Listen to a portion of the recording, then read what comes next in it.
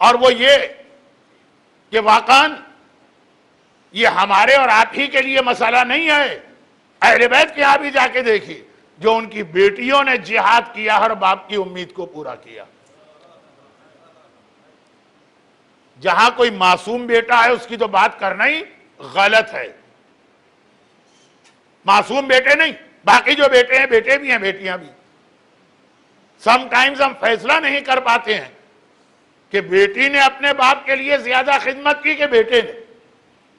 امام کو اپنے لیے تو خدمت چاہیے نہیں، امام کو تو دین کے لیے چاہیے۔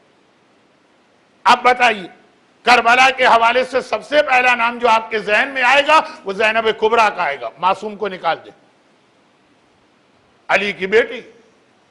اگرچہ زینب کے وہ معنی نہیں ہیں جو ہمارے یہاں پڑھ دیے جاتے ہیں، میں بھی پڑھ دیتا ہوں، اب ایسا نہیں ہے، لیکن واقعاً زینب باپ کی زینت بنی، کس حوالے سے؟ جہاد کربلا کے حوالے سے۔ اور حسین کی بیٹیوں کو دیکھ لیجئے، کس طرح سے اپنے بابا کے مشن کو حسین کی بیٹیوں نے پورا کیا۔ اگر علی کی بیٹی زینب نہ ہوتی، اگر حسین کی بیٹی سکینہ نہ ہوتی، سکینہ کے نام میں اختلاف ہوگا، بہرحال یہ بات تو طے شدہ ہے کہ ایک بچی ہے زندان شام میں وفات پا گئی۔ دونوں علی اور حسین امام معصوم ہے۔ اب یہاں پہ بڑی مشکل ہے کہ جب میں بیٹیوں کی فضیلت بتا رہا ہوں تو علی اور حسین کے بیٹوں کی کہیں توہین نہ ہو جائے معاذ اللہ، وہ بھی اپنی جگہ، مگر بیٹوں کے ہوتے ہوئے بیٹیوں نے جیسا جہاد کیا وہ کہیں کم نظر نہیں آئے گا۔ چلیں، میں یہ جملہ نہیں کہتا کہ عباس علی کا بیٹا ہے، زینب علی کی بیٹی ہے۔ زینب کا جہاد عباس سے کم نہیں ہے کسی طرح سے۔ علی اکبر بھی حسین کا بیٹا ہے، سکینہ بھی حسین کی بیٹی۔ سکینہ کا جہاد کسی طرح علی اکبر سے کم نہیں۔ کل محفل عباس میں نے ذرا سا تذکرہ اصغر کے جہاد کا کیا تھا، آج مجھے جناب سکینہ کے جہاد کا ذرا ذکر کرنا۔ آیت ذہن میں رکھیے، بیٹیاں ثواب بھی زیادہ ہے اور ان سے امید بھی زیادہ ہے۔ ہمیں اور آپ کو بیٹیوں سے امید ہے کہ وہ ہماری ہیلپ کریں گی، دنیا میں ہوں تب بھی، بڑھاپے میں مر گئے ہوں تب بھی بیٹیاں اپنے باپ کو زیادہ یاد کرتی ہیں۔ ایک بار میں نے 3 جگہ الگ الگ ایک سروے کیا، 3 الگ الگ جگہوں پہ، ایسے ہی، کسی کی توہین میری نیت نہیں تھی۔ شب جمعہ تھی، مجلس کے بعد میں نے ایک سروے کیا، آج کی رات نماز مغفرت والدین کون پڑھ کے آیا؟ 90% بیٹیاں ملی جنہوں نے مغرب اور عشاء کے درمیان اپنے والدین کے لیے مغفرت کی نماز پڑھی، اور 10% بیٹے ملے، اکثر کو تو خیال ہی نہ تھا کہ آج شب جمعہ نماز مغفرت والدین بھی پڑھنا۔ تو یہ دونوں امیدیں ہمارے اور آپ کے لیے، دنیا میں بڑھاپے میں کام آئیں، قبر میں عذاب سے بچائیں۔ یہ معصوم امام کے لیے تو دونوں چیزیں نہیں، نعوذ باللہ، جوانی ہو کہ بڑھاپا ہو کہ بچپنا ہو، امام کو کسی کی مدد نہیں چاہیے۔ امام مشکل کشا ہوتا ہے سب کا، خالی جوانی میں نہیں، بچپنے میں بھی۔ وہ ایک فرشتے کو جب پر واپس ملے تھے تو کیا حسین کی جوانی تھی؟ بچپنا، ابھی پیدا ہوئے ہیں۔ امام اس وقت بھی مشکل کشا ہے اور بڑھاپے میں بھی مشکل کشا ہے، تو وہ امام کا مسئلہ نہیں ہے جو ہمیں اور آپ کو چاہیے۔ اور عذاب قبر، نعوذ باللہ، یہ جملہ کہنا ہی امام کی توہین، جو خود قسیم الجنت والنار۔ تو اب علی اور حسین کی امید کیا ہے بیٹیوں سے؟ کہ میرے مشن کو پورا کریں، اور کس طرح پورا کیا؟ زینب کا جہاد عباس کے جہاد سے کم نظر نہیں آئے گا، سکینہ کا جہاد اکبر کے جہاد سے کم نظر نہیں آئے گا۔ سکینہ کا جہاد ہے کیا؟ خالی اتنا نہیں ہے کہ رخسار پہ تماچے کھائے اور کمر پہ کوڑے کھائے، خالی اتنا نہیں ہے۔ سکینہ کا اصل جہاد ذرا صاف سمجھیے، کم پڑھا جاتا ہے، اس لیے میں اس کو بتا رہا ہوں، چاہے تھوڑا سا غم کا بیان تھوڑا سا کم ہو جائے۔ دیکھیں، کیپٹل سٹی، عربی میں جسے عاصمہ کہتے ہیں، اردو میں دارالحکومت کہتے ہیں، جو پہلے دارالسلام تھا، اب سنا ہے کہ کوئی اور شہر ہے، خیر، جو کیپٹل سٹی ہوتا ہے جہاں گورنمنٹ کے سارے آفیسز وغیرہ ہوتے ہیں، وہاں پہ جتنے لوگ شہر کے رہنے والے ہیں نا اس سے زیادہ مسافر ہوتے ہیں۔ جس آدمی کو گورنمنٹ کے کسی ڈپارٹمنٹ میں کوئی کام ہے چلا گیا، جانا پڑے گا۔ اچھا پرانا زمانہ، آج تو پھر بھی phone, E mile, on line بہت طریقے ہیں اپنے گھر سے نکلے بغیر کام کرانے کے، لیکن پرانے زمانے میں تو کچھ فون تک نہیں تھا۔ چھوٹا سا کام بھی اگر کوئی گورنمنٹ کا آپ کا اٹک گئے آپ کو خود جانا پڑے گا۔ ساری منسٹریز کے آفیسز کیپٹل میں ہوتے ہیں، تو پرانے زمانے میں کیپٹل میں وہاں کے رہنے والے کم تھے، مسافر زیادہ ہوتے تھے۔ وہ آتے ہیں 4-5 دن، 1 ہفتہ، 10 دن رہے چلے گئے، دوسرے آ گئے۔ اور پرانا لائف اسٹائل، یہ دو باتیں، ٹائم کم ہے تو آپ کو عجیب لگ رہی ہوں گی کہ مولانا کیوں ٹائم ویسٹ کر رہے، لیکن بہت اہم۔ دوسری بات، جو مسافر کسی شہر میں نیا جاتا تھا پرانے زمانے میں، اس کو ٹائم پاس کرنا بہت مشکل ہوتا تھا۔ لائٹ تھی نہیں اس زمانے میں، تو مغرب عشاء کے بعد پورا شہر بند، نو ایکٹیویٹی، لائٹ ہی نہیں، نہ ہوٹل، نہ ریسٹورانٹ، نہ کیفے، نہ کوئی کولڈ کارنر، نہ کوئی شیشہ ہاؤس، کوئی چیز بھی نہیں۔ ایون گھر میں بھی بیٹھ جائے تو کوئی ٹی وی نہیں، کوئی ڈش نہیں، کوئی میڈیا نہیں، کچھ نہیں۔ اچھا یہ مسافر ہے تو دوست بھی نہیں، رشتہ دار بھی نہیں۔ بھئی آج کل تو یہ ہے کہ آپ کا کوئی دوست اور رشتہ دار نہ ہو، آپ گھر جا کے بیٹھ جائیں، ٹی وی آپ کے سامنے، دھڑا دھڑ چینل بدلتے رہیے، 2 گھنٹے پاس ہو جائیں گے۔ اور اگر کچھ دوست ہیں ان کے ساتھ بیٹھ گئے اور ٹائم نہیں گزر رہا، کسی کولڈ کارنر پر کھڑے ہو کے ٹھنڈی بوتل آپ نے پی لی، ٹائم پاس کرنے کے بہت طریقے ہوتے ہیں آج کل، پرانے زمانے میں کوئی نہیں۔ تو مسافر بیچارہ کہاں جائے؟ وہ رات کو مغرب عشاء کے بعد آ جاتا ہے، ہوٹل کے یا مسافر خانے کے کمرے میں اپنے بستر پہ لیٹے جاتا ہے۔ عادت ہے اپنے شہر کی، جہاں سے آیا وہاں تو بہرحال عشاء کی نماز کے بعد بھی 2 گھنٹے 2.5 گھنٹے لوگ جاگتے تھے۔ اپنے شہر میں تو دوست تھے، رشتہ دار تھے، گیدرنگ تھی، نیند آ نہیں رہی ہے۔ اب جب نیند بھی نہیں آ رہی، ٹائم پاس کرنے کا کوئی ذریعہ بھی نہیں ہے، تو آدمی کو اپنے گھر والے یاد آتے ہیں، خاص طور پر اپنے بچے یاد آتے ہیں۔ میں تو دیکھ رہا ہوں نا، کتنے سال ہو گئے حج کے بعد خانہ کعبہ کے اندر ہیں اور بچے یاد آ رہے ہیں۔ بہت ہی ظالم و سنگدل ہوگا جسے بچوں سے محبت نہ ہو۔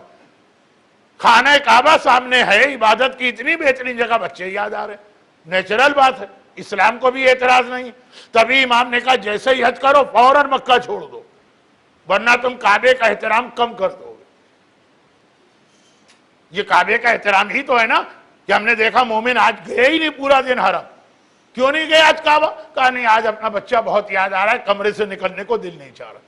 حج سے پہلے یہ نہیں ہوتا، حج کے بعد۔ خیر، تو بات یہ ہے کہ اب یہ مسافر اکیلا ہے، عشاء کے بعد کوئی ایکٹیویٹی نہیں ہے، عادت ہے رات کو 9-10 بجے سونے کی، بستر پہ پڑا ہوا ہے، بچے یاد آ گئے۔ اور اگر صحیح باپ ہے تو بیٹیاں زیادہ یاد آئیں گی۔ ماں کو بیٹے سے زیادہ محبت ہوتی ہے اور باپ کو بیٹیوں سے، بیٹیاں زیادہ یاد آئیں گی۔ اب اپنی بچیاں یاد آ رہی ہیں، چھوٹی بچی زیادہ یاد آتی ہے، کیونکہ جب باپ گھر سے جا رہا تھا تو بڑی بیٹیوں کو تو پتا ہے کہ ضروری کام سے جا رہے ہیں، چھوٹی بچی کو کیا پتا، وہ تو باپ سے لپٹ گئی ہوگی کہ بابا آپ کہاں جا رہے ہیں، مت جائیے، میرے ساتھ کھیلیے۔ وہ زیادہ یاد آ رہی ہے کہ آخری آواز اسی کی میں نے سنی۔ اب دیکھیے، بستر پہ اکیلا لیٹا ہے، کوئی ایکٹیویٹی نہیں ہے کہ ٹائم پاس کرے، نیند نہیں آ رہی ہے، اپنی چھوٹی بچی بہت یاد آ رہی ہے کہ اچانک کان میں کسی چھوٹی بچی کے رونے کی آواز آ گئی۔ اس کو معمولی چیز نہ سمجھیے، ہسٹری کا یہ جملہ بہت امپورٹنٹ ہے۔ ابھی وہ اپنی بچیوں کو یاد کر رہا ہے کہ ایک چھوٹی بچی کے رونے کی آواز آئی، اور ایسی آواز کہ پہاڑ بھی ہو تو پگھل کے پانی بن جائے۔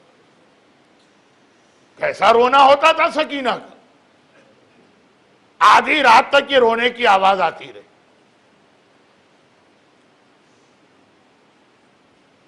ایک مرحوم کے ایصال ثواب کی مجلس ہے آج، اور ابھی جو میت ہو گئی ہے اس کے حوالے سے نماز وغیرہ ہے. سکینہ اپنے بابا کو یاد کر رہی ہے جو کربلا میں چھوڑ کے آئی تھی. یہ تو پھر بھی خوش قسمت ہے کہ غسل ملا، کفن ملا، نماز ہو. سکینہ تو جب چلی تھی نہ بابا کو غسل تھا، نہ کفن تھا، نہ نماز تھی. وہ کیسے روئے گی؟ رو رہی. یہ اپنی بچی کو یاد کر رہا ہے کہ اسی ایج کی ایک بچی کے رونے کی آواز، اور ایسا رونا. آدھی رات تک بچی روتی رہی اور یہ آدمی کی پوری رات کی نیند اڑ گئی. ایک نہیں ہے، جتنے مسافر آئے ہوئے ہیں اور بہت سے تو شہر والے بھی. صبح اٹھتے ہی وہ پہلا کام یہ کرتا، ہوٹل کے مینیجر کے پاس جاتا ہے اور کہتا ہے کہ کیسے لوگ ہو تم؟ تمہارے شہر میں ایک بچی رات کو اس طرح سے رو رہی تھی. اندھیرے سناٹے میں آواز دور تک جاتی. یزید کا ایک ظلم اہل بیت کے پروپیگیشن کا ذریعہ بنا. یزید نے جس زندان میں رکھا تھا وہاں چھت نہیں تھی، تو کھلے کے اندر رو رہی، آواز دور تک جا رہی. کتنے ظالم ہو! ساری رات بچی روتی رہی. بھئی ہمیں تو پتہ ہی نہیں کہاں ہے، کون ہے، کس لیے رو رہی. تم تو یہاں کے رہنے والے. جا کے بچی کو خاموش بھی نہیں کرایا، تسلی بھی نہیں دی. مسافر خانے کے مینیجر نے جواب دیا. اگر وہ خاموش رہا تو قریب کھڑے کسی اور آدمی نے جواب دے دیا کہ اس بچی کو کوئی خاموش کرا بھی نہیں سکتا. جتنا اسے روکنے کی کوشش کرتے ہیں اتنا اس کا ماتم اور بڑھ جاتا. اب یہ سوال کرے گا مسافر تو ہے کون بچی؟ اس کا خاندان کہاں ہے؟ کہا تو وہ تو سب مرد مارے گئے، عورتیں قید میں، یہ بچی بھی قید میں. بچی نے کیا کیا کہ وہ قید میں؟ دیکھیں سب لاجیکل باتیں ہیں جو آپ کو سوچنا چاہیے اگر آپ سکینہ کے جہاد کو زیادہ توجہ سے نہیں سوچتے. اب اس نے کہا بچی، سارے مرد مارے گئے، خود قید خانے میں ہے، تو بچی نے آخر جرم کیا کیا؟ کہا کہ اس نے تو کچھ نہیں کیا، اس کا بابا یزید کے خلاف کھڑا ہوا تھا. کیوں کھڑا ہوا تھا؟ اب دو آدمی غلط بات بتانے والے ہیں تو دو صحیح بھی بات. وہ کنفیوز ہو گئے. زیادہ لوگوں نے کہا، شام کے لوگوں نے کیا کہا؟ اس کے باپ نے حاکم کے خلاف بغاوت کی تھی. ایک آدمی نے کہا نہیں وہ مسئلہ اسلام کا تھا. کنفیوز ہو گئے. کہا کہ اچھا یہ بچی کہاں، کس قید خانے میں؟ کہا وہ قید خانہ. وہاں گیا، دروازے پہ سجاد بیٹھے، سیدانیہ سب اندر ہیں، دروازے پہ سجاد بیٹھے. دیکھا اس نے، کہا وہ بچی سے ملنے آیا. کہا میں اس کا بڑا بھائی. کیا بات؟ کہا یہ بچی پر ظلم کیوں ہو رہا؟ اب سجاد کو پورا موقع ملا. کربلا کا جہاد بھی بتائے، اپنے بابا کا مقصد بھی بتائے، یزید کی خرابیاں بھی بتائے. دیکھیں یہ بہت اہم اسٹیج ہے، پبلک کو اٹریکٹ کر کے کسی پلیٹ فارم پہ لانا. یہ بہت اہم اسٹیج ہوتا ہے. ایک بار آ گئے پھر تو جو آپ کا دل چاہے انہیں سنائے، مگر لوگ آئیں کیوں اپنے کام چھوڑ کے؟ یہ سکینہ کا ماتم کا فائدہ. سکینہ کا رونا لوگوں کو کھینچ کھینچ کے قید خانے پر لاتا. وہاں سجاد بیٹھے، وہ امامت. کربلا بھی بتائیں گے، کربلا سے پہلے بھی بتائیں گے، کربلا کے بعد بھی بتائیں گے.